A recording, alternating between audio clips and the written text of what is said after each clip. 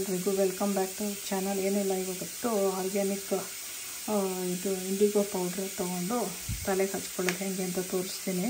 ಮಿಕ್ಸಿಂಗಿಗೆ ಏನೇನು ಬೇಕು ಅಂತ ಹೇಳಿಬಿಟ್ಟು ಆರ್ಗ್ಯಾನಿಕ್ ಪೌಡರ್ ಇದು ಇಂಡಿಗೋದು. ಅದ್ರ ಜೊತೆಯಲ್ಲಿ ನನಗೊಂದು ಸ್ವಲ್ಪ ಸಾಲ್ಟ್ ಬೇಕು, ವೆರಿ ಲಿಟಲು. ಆಮೇಲೆ ವಾರ್ಮ್ ವಾಟ್ರು, ಬಿಸಿ ಥರ ಇರಬೇಕು ಬಟ್ ನಾಟ್ ವೆರಿ ಹಾಟು. ಆಮೇಲೆ ಸ್ವಲ್ಪ ಅಲೋವೆರಾ, ಏನಕ್ಕೆ ಸ್ವಲ್ಪ ಸ್ಮೂತ್ ಕೊಡಲಿ ಅಂತ ಹೇಳಿಬಿಟ್ಟು ತೋರಿಸ್ತೀನಿ. ಇಂಡಿಗೋ ಇಷ್ಟು ಪೌಡರ್ ಇದ್ದರೆ ಸಾಕು, ಜಾಸ್ತಿ ಬೇಡ ಅದು.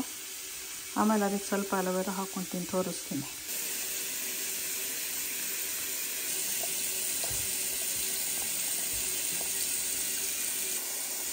ಇಷ್ಟು ಸಾಲ್ಟು,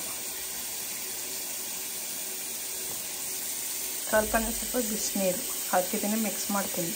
ಮಿಕ್ಸ್ ಆಯ್ತು. ಈಗ ಇದು ಹಚ್ಕೊಳ್ಳೋದು ಯಾವಾಗ ಅಂದರೆ ಮೆಹಂದಿ ಪ್ರೀವಿಯಸ್ ಡೇ ಹಚ್ಕೊಂಡಿದ್ರೆ ನೆಕ್ಸ್ಟ್ ಡೇ ಇದನ್ನು ಹಚ್ಕೋಬೇಕು.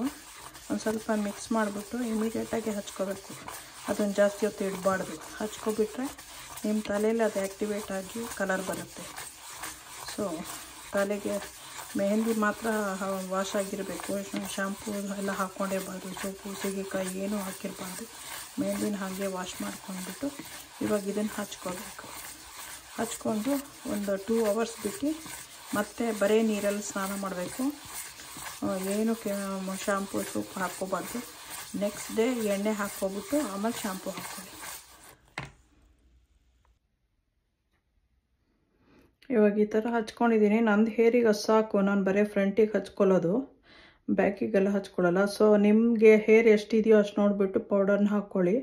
ಸ್ವಲ್ಪ ಸಾಲ್ಟು, ಆಮೇಲೆ ಸ್ವಲ್ಪ ಬಿಸಿನೀರು, ಸ್ವಲ್ಪ ಇದು ಅನ್ನೋದು ಅಲೋವೆರಾ ಜೆಲ್ಲು ಅದಷ್ಟು ಹಾಕಿ ಚೆನ್ನಾಗಿ ಮಿಕ್ಸ್ ಮಾಡ್ಕೊಬಿಟ್ಟು ಹಚ್ಕೊಳ್ಳಿ.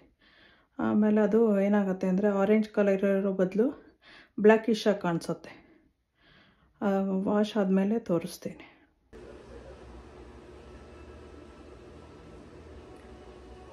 ಈ ಥರ ಕಲರ್ ಬರುತ್ತೆ. Thanks for watching. ಸಬ್ಸ್ಕ್ರೈಬ್ ಮಾಡಿ, ಲೈಕ್ ಮಾಡಿ, ಶೇರ್ ಮಾಡಿ. ಓಕೆ, ನಾಳೆ ಎಣ್ಣೆ ಹಚ್ಬಿಟ್ಟು ಶಾಂಪೂ ಹಾಕ್ತೀವಿ. ಇವಾಗ ಏನು ಶಾಂಪೂ ಹಾಕಿಲ್ಲ. ನಾಳೆ ಎಣ್ಣೆ ಹಚ್ಚಿದ್ಮೇಲೆ 1 hour ಇಟ್ಬಿಟ್ಟು ಆಮೇಲೆ ಶಾಂಪೂ ಹಾಕಿ ಕ್ಲೀನಾಗಿ ವಾಶ್ ಮಾಡಿದ್ರೆ ತುಂಬ ಚೆನ್ನಾಗಿರುತ್ತೆ. ನೀವು ಟ್ರೈ ಮಾಡಿ, ಸಬ್ಸ್ಕ್ರೈಬ್ ಮಾಡಿ, ಲೈಕ್ ಮಾಡಿ. ಓಕೆ, ಬಾಯ್.